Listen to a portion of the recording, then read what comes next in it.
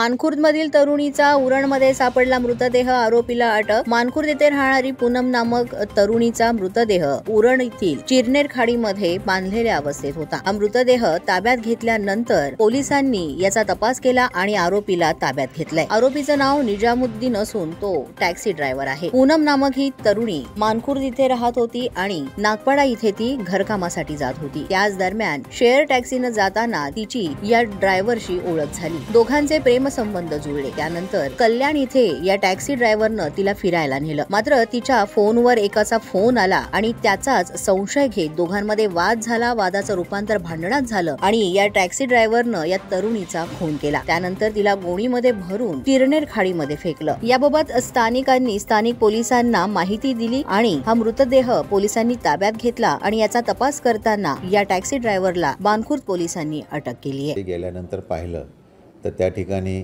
एक महिलेची चादरीमध्ये गुंडळलेली व पायावर सिमेंटची गोणी घातलेली अशी त्या नाल्यामध्ये कोरड्या नाल्यामध्ये पडली होती, ओढ्यामध्ये पडली होती आणि ती पूर्णपणे कुजलेल्या अवस्थेत होती।